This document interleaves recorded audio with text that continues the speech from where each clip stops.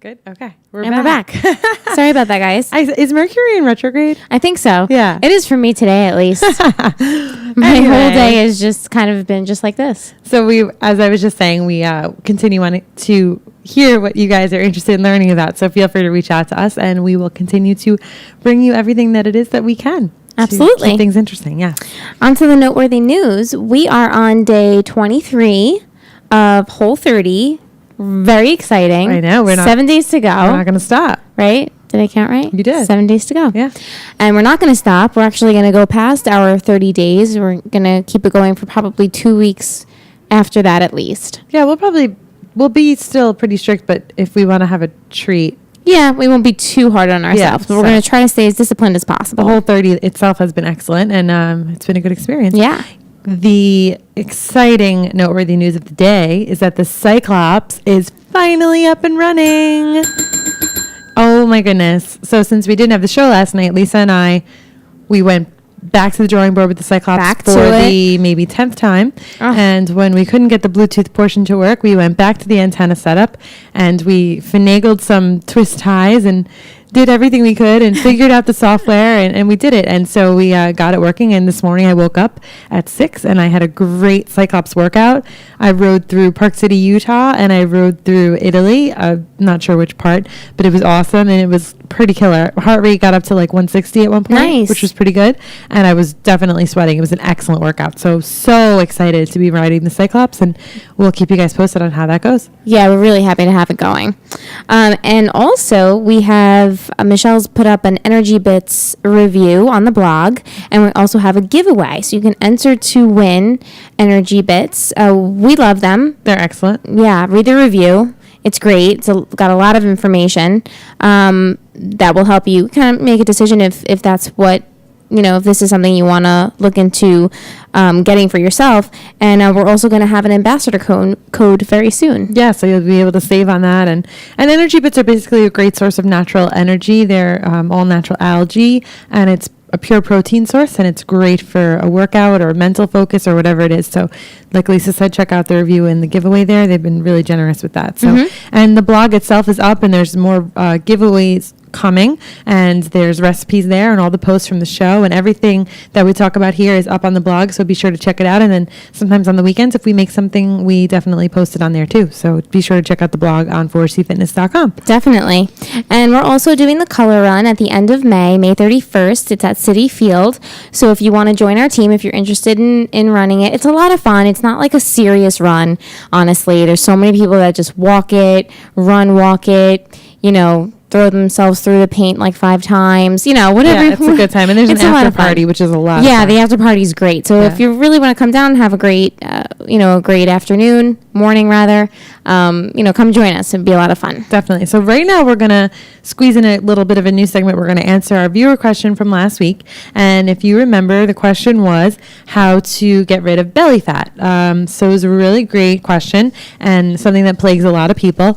Lisa and I always say diet, eat clean when it comes to belly fat, but we actually did learn a few new things in doing our research. So Lisa will kick off the first article. So the first article, Get Rid of Belly Fat in 3 Easy Steps by Dr. Josh Axe. It goes through, obesity and what obesity can do to you. But, as a lot of people know, belly fat isn't just something that overweight people have. Anybody who's thin could also have it as well. So just to explain a little bit, belly fat is also known as visceral fat, and visceral fat is also called organ fat or intra-abdominal fat. And this fat lies in close proximity to vital organs of the body. And the reason why it's so dangerous is that because it's so close to organs, once fat gets stored there, it can more easily get into your bloodstream, and that's where the danger lies. Yeah, every article talked about this as well, and that it can lead to type 2 diabetes as well as other diseases. Sure, definitely. Clogged arteries, hypertension, metabolic function issues. So here are some here are 3 steps to start with. They recommend interval training rather than long distance cardio. As we've said before, interval training burns fat. Your body becomes a fat burning machine. So anything like the Tabatas that we have up on the blog, you can do those. I actually did those this morning while Michelle was biking. It's like this fitness circus in our house in the mornings. But yeah, you can do any high intensity interval training, and Tabata is a good example of that. If long distance cardiovascular exercise, I say, can decrease testosterone and raise stress hormone level, which is cortisol, which we talked about, I think, last week. And that kind of leads straight to adding to your belly fat. The next tip is to burn fat with, he says, real foods, basically fresh foods, vegetables, proteins, especially vegetables, and he says vegetables that are high in fiber. So recommended split peas, black beans, artichokes, raspberries, barley. So that should help, high in fiber foods, and to stay away from sugar. As we always preach to stay away from sugar and stay away from hidden sugar, which can be included in grains. So go for, sprouted and gluten-free grains are fine, but try to stay away from the other grains. Yeah, just be careful too, because gluten-free doesn't always mean better for you. So if you see gluten-free label, don't think that's the best label. Still check the ingredients on that. Right. And then he goes on to mention this supplement called fucoxanthin, which I was trying to follow what he was saying, but I think it comes from a brown seaweed called wakame in Japan. And interesting. This supplement he recommends because fucoxanthin fights fat in 2 ways. It encourages the action of protein UCP1 that causes fat oxidation and is found in the type of fat that surrounds organs. And secondly, it promotes DHA production in the liver. An increased DHA and omega-3 fatty acid type can help with decreasing bad cholesterol, or LDL.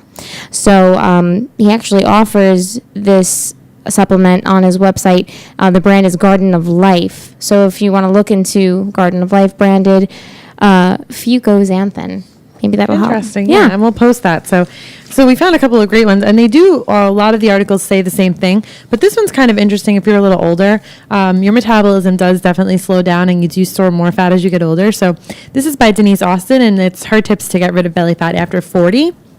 And she definitely, recognizes that belly fat becomes more of a trouble zone as you get older. Normally, the weight that might fall on your thighs or hips travels to your middle. And so she realized she had to change her workouts and start watching her calories more closely. She explains that after menopause, your body experiences a drop in a type of estrogen called estradiol, and you begin to store fat in your abdomen rather than your thighs, butt, and hips. Many women and men also lose muscle mass as they age, so that decreases their metabolism. So it's also important to know that even if you're, like Lisa said, in a healthy weight range, you could still be carrying dangerous belly fat. And she spoke about this very well, and everyone says the same thing. In the location is close to your organs and interferes with your metabolism, can damage your health. So, but she says, don't throw your hands up in despair. There's many things you can do. In another article, the Dr. Oz article, he actually says that losing belly fat can be easier than losing like stubborn thigh fat, which I can attest. I can completely agree with. Completely attest to. So she actually says to crank up the cardio, but she does say to do cardio in an interval. So in her book, she says that she has a 30-minute interval walking plan. And if you're a beginner, start with 10 minutes. Just get your heart rate going, and that definitely can help. And she said that really your metabolism will stay charged up for 2 hours after, and so you'll burn fat after you stop, which is the same thing. Her next point is to build more muscle. So fat burns 2 calories per pound, while muscle, even at rest, burns 6 to 10. And when you're in motion, your muscle can help you burn 15 to 20 calories per pound, which is awesome. So definitely get moving. She also talks about savoring a splurge. So she says to eat clean 6 days of the week, and then on the 7th day, have a splurge day. And then on the 7th day, you don't splurge. Exactly. So you don't feel so deprived, and then this way on Monday you're ready to commit back to healthy eating for the following week. And she also says, I like that idea. Yeah, well, yeah, it's better than like a Friday or Saturday and that just like snowballs. Yeah, like us, or splurge like on the 7th day. snowballs. So another really cool tip was to fast for 12 hours each night. So basically your kitchen shuts down at 7 p.m. and doesn't open again until 7 a.m. the next morning. And then you can start your day off with a big healthy breakfast. So even if that's 8 to 8, 7 to 7, whatever works for you in your life. And she said you'll actually sleep better if you eat earlier. And I found we ate kind of late the last 2 nights and I had rough night's sleep. So believe that. And then finally, do the instant tummy tuck. Simply sit or stand up super straight all day. She says, imagine there's a string attached to the crown of your head and it's pulling your whole body upward. Tuck your hips under, pull your abs in tight. And she said, if you can do that for 16 hours, like all day long, imagine how much All day long. strengthening of the core you'll be doing. Yeah, that's crazy. So those are Denise Austin's tips. I just wanted to quickly point out, like we said, a lot of these articles say the same thing. But to check your risk, they say to measure your waistline. Yeah, Dr. Oz says the same. Yeah, and that for this article says for women, your waist should be less than 35 inches. Same here. Yeah, and for men, less than 40. So I'm wondering, we just got measured. I measured myself in my office a little while ago and I was fine. So Really? But I had jeans and a belt on, so it was probably best to do regular, but Definitely. yeah. And, belly fat has a lot to do with genes, too. So not jeans like the pants. Denim. Like genetics. Very true. And then finally, the Dr. Oz article was amazing as well. Basically said all the same things. Fight fat with food. He talks about healthy fats, which we've talked about before as well. He said, cook with olive oil, avocado, and nuts are excellent sources. He suggests pine nuts 20 minutes before a meal to avoid overeating, and those are high in both monounsaturated fatty acids and polyunsaturated fatty acids, so they're a double 1-2 punch of healthy fat. He'd suggest low glycemic index foods. Higher glycemic index foods can cause more rapid spikes in your blood sugar and trigger the release of cortisol, which we all know can lead to more belly fat and eventually down the road to type 2 diabetes. So choose low glycemic index foods like beans, lentils, and chickpeas instead of high glycemic index options like white rice and potatoes. He suggests green tea, which I'm drinking right now. Drink a lot of green tea. Yes, he said people who drank 1.5 cups of green tea enriched with a total of 609 milligrams of catechins, which is a group of antioxidants in some green tea, every day for 12 weeks lost almost 6 times as much visceral fat as those who consume green tea without the added antioxidants. He said in order to achieve similar results with store-bought green tea, you need to brew 2 to 4 cups a day. It's kind of a lot of green tea. That is. But it can help. And then he also suggests dairy. We don't really eat dairy, but apparently calcium can help. And he suggests low-fat Greek yogurt as a daily snack. It can contain about 20% of your recommended dietary allowance for calcium. And, of course, then he talks about working out. So core exercises, intervals, things like that. So we will post this as well. And those were hopefully we answered the belly fat question with all of that. That's right. How to bust it. Bust that belly fat. You're up. Oh, that's right. Exercise excitement. Yeah. We haven't talked about this yet. It's my turn? It is your turn. Goodness. Bad planning on my part. That's it. So exercise excitement is our Cyclops, which we talked about already. The morning routine is amazing. We have the Cyclops. Lisa did some Tabata and some shrinking jeans. So that's what's going on in our house. I'm really excited about the Cyclops. Oh, I know it took us a long time to hook up. And, honestly, we don't know if it was us or just, maybe we're not tech savvy maybe enough. Michelle is very tech savvy. I was doing a lot of it by myself, which could have been why it took us 4 months to hook it up. But it's done, and I think that's really cool, and it's fun because you're in one room doing the Cyclops and I'm in the other room doing whatever I feel like doing. And vice versa. Exercise-wise. Yeah, exactly. So, and one of us could do Cyclops, one of us can do the kettlebell DVDs or T25 or whatever we feel like. Exactly. And we're also signed up for kettlebell kickboxing every Monday and Thursday. So if you are in the New York area and you'd like to come downtown in Manhattan and join us for a class, let us know. We'd love to have you. I went to Janelle's class on Monday night and I am so sore. I can't sit. DOMS is in full effect. I'm jealous. Delayed onset muscle soreness. DOMS. Very cool. So speaking of exercise excitement and getting going and the theme of competition, we have our song of the week, which on the hit list this week. It's called Ali in the Jungle. It's by The Hours. Love this song. Found it a while ago on a running playlist. Just let this play out. How you start, it's how you finish. It's my favorite quote. It's not how you start, it's how you finish. The lyrics in the song are so inspirational. Can really get you going. Yes. It was one of, really good song on the running playlist that you put on there. Yeah. It was a while back. Yeah, so basically it says, you're going to get knocked down, that's fine, but you're going to get back up again. So it's really a song that's gotten us through, I think, and definitely one that I recommend to everyone who, whether you're competing, whether you're trying to conquer a workout, whether you're trying to get up at 6 a.m., put this on your playlist. It'll definitely get you going. I should use this as my alarm tone. Seriously. Are you going to get up? Yeah, I would definitely get up if this was knocking on my head. So that's Allie in the Jungle by the Hours. Nice so check choice, it out. Mesh. Yeah, Thanks. definitely. Moving on and continuing with the competition. Yes. The Olympics are coming up. Very exciting. And in Self Magazine, they had Olympic inspiration. This was the Self Special edition. Olympic special. And so there were 25 tips from Olympians on how to get through fitness. There was health and beauty and fitness tips, and I picked out some of my favorites. So there's 25, and we'll post them all. But these are a few. Hold on, I have to put on my glasses. Aw. You still look the same. Okay. Oh, But well. you can just see now. Okay, so the first tip is to ignore the competition. Stacy Cook, an alpine skier, she tries to be her own best and not pay attention to the competition. She just feels like she performs better that way. And it's true. I mean, you can use a competitor to, improve your performance, but sometimes it can get in your head. So you may want to stay focused. Another tip from Ariel Gold, a snowboarder.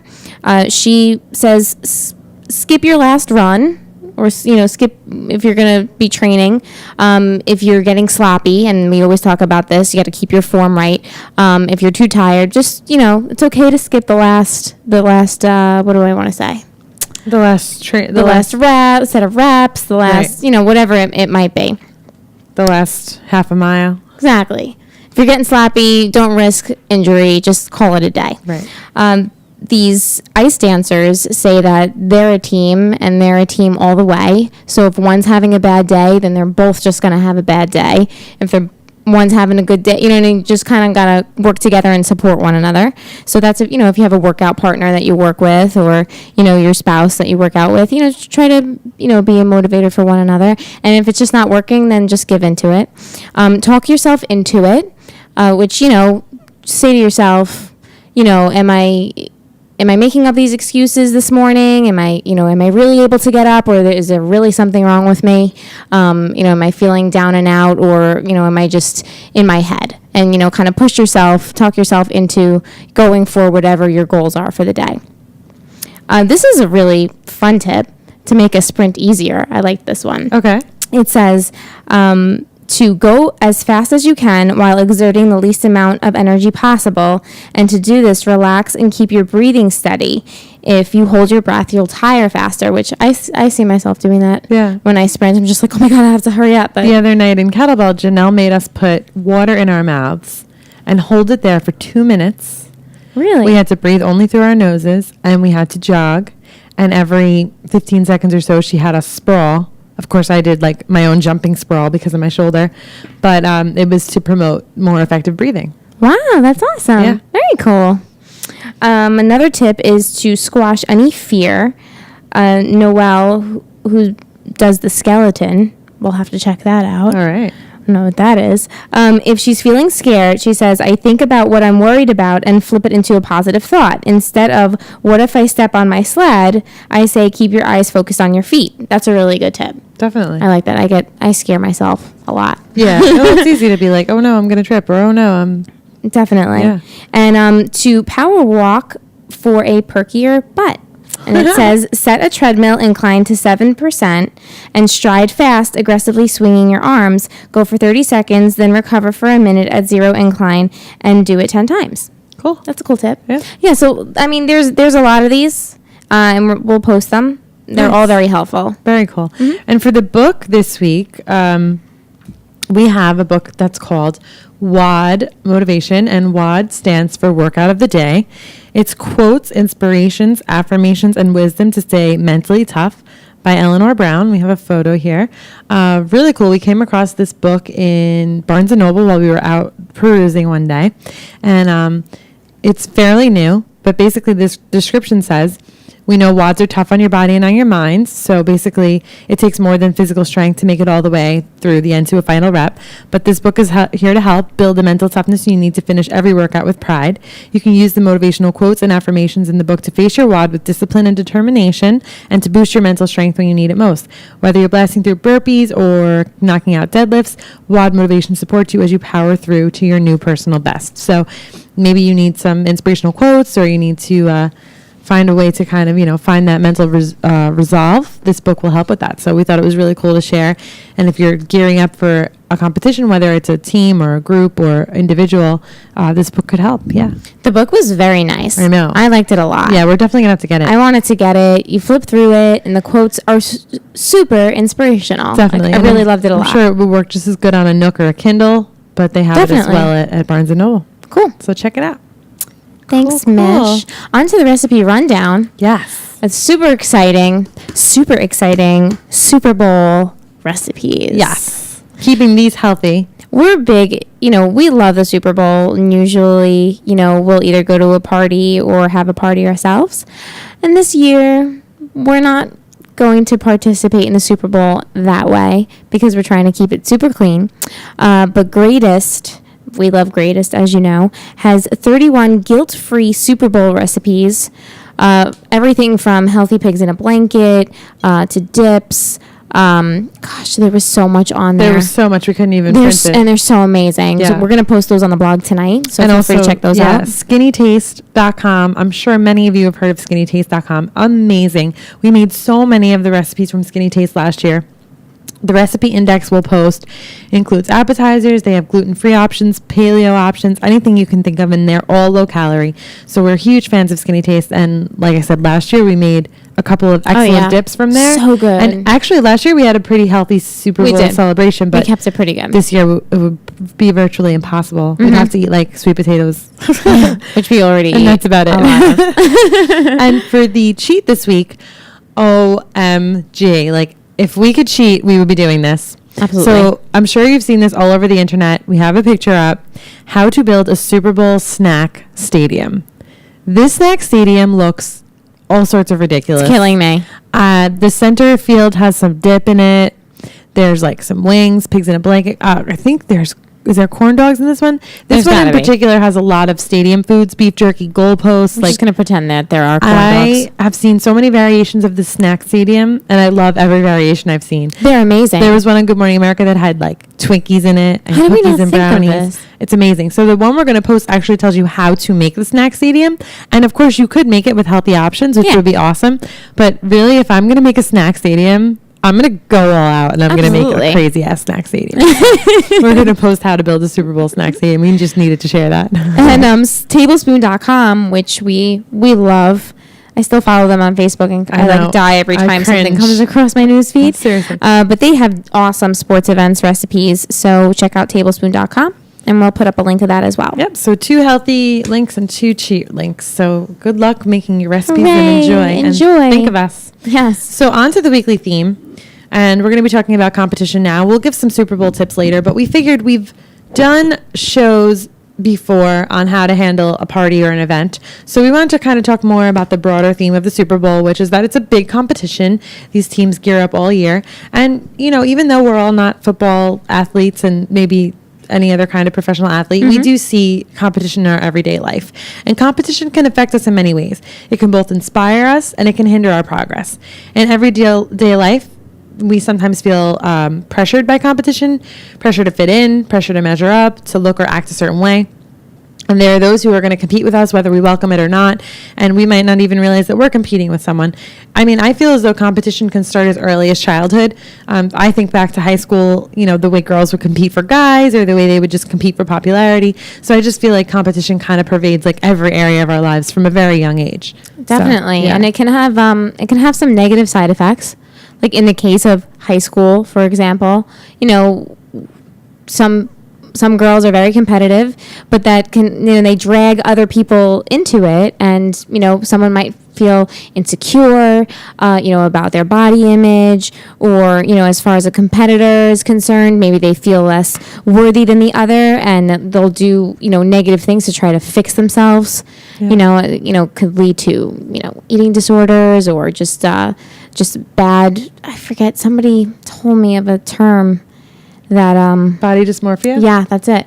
Exactly. Yeah, definitely. And you could be completely fine, but because you're in this position, you're competing with other girls, right, you start to see yourself in a different way. Sometimes it's forced upon you. Yeah. So I mean, even when I was overweight, I never really felt intimidated or the need to measure up to others, but this is not the case for everyone. Everyone's different.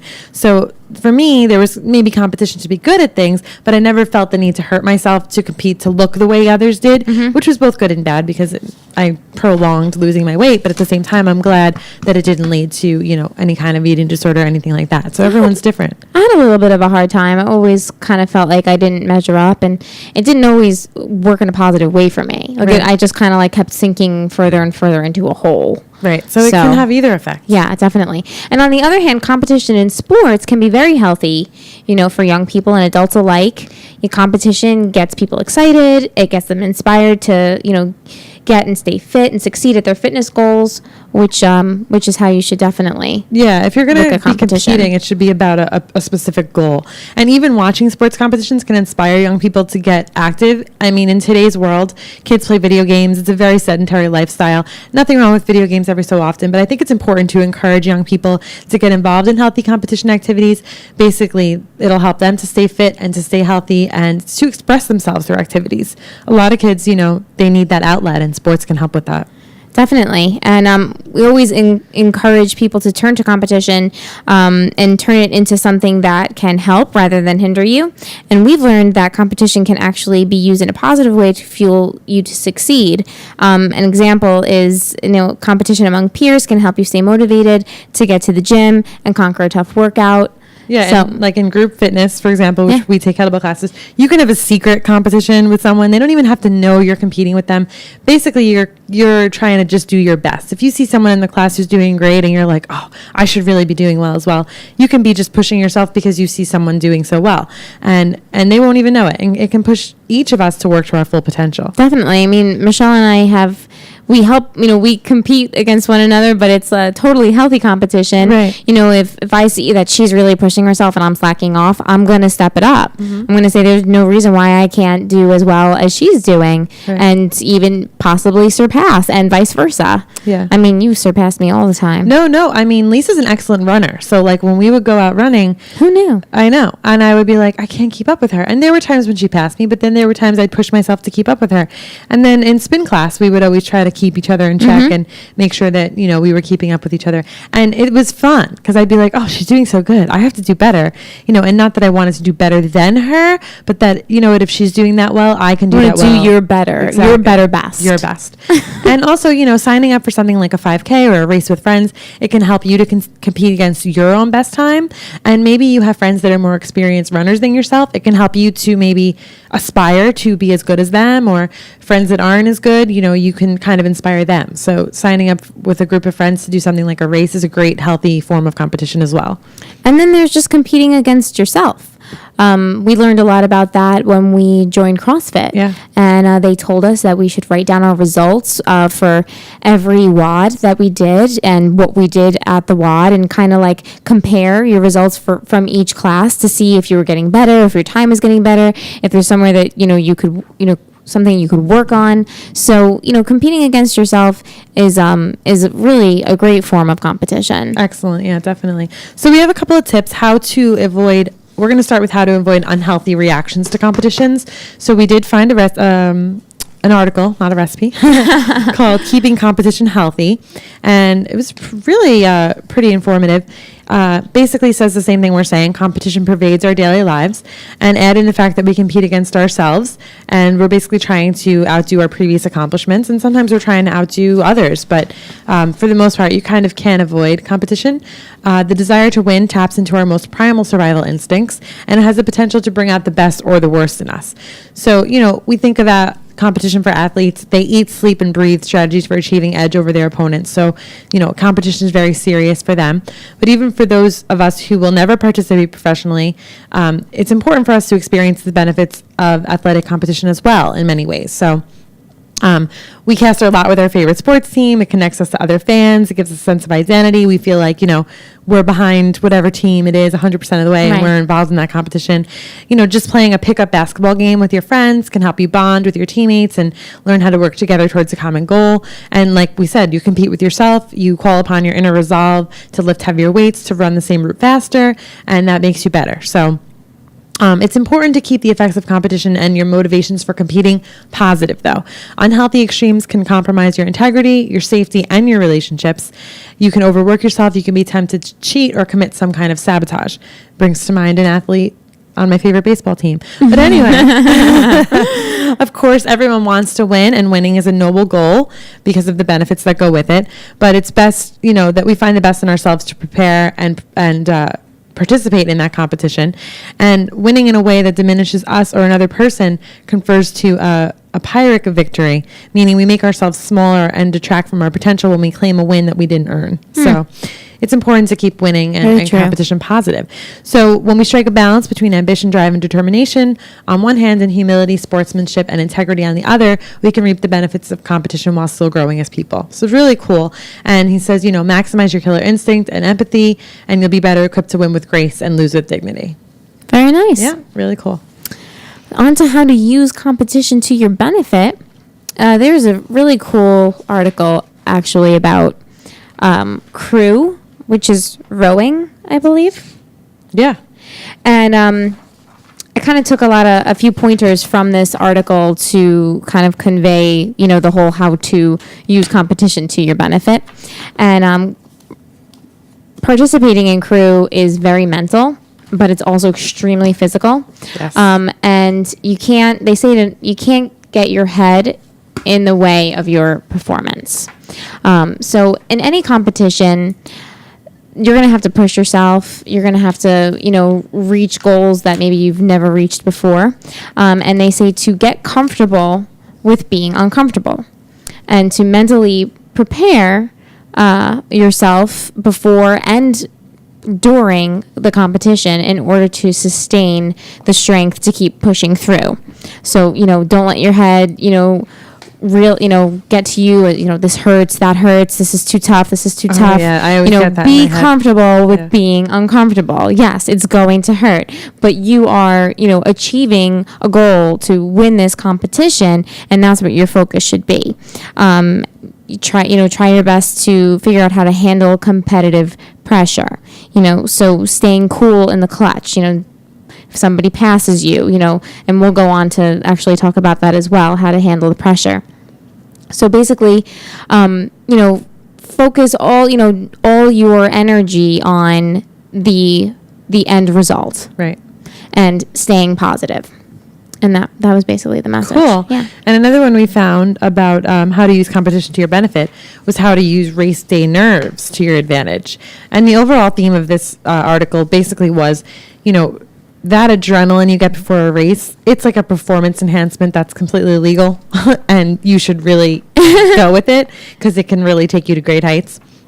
So they say it's only natural to be nervous, but if you're a nervous wreck at the starting line, you're hardly in a position to compete at your best.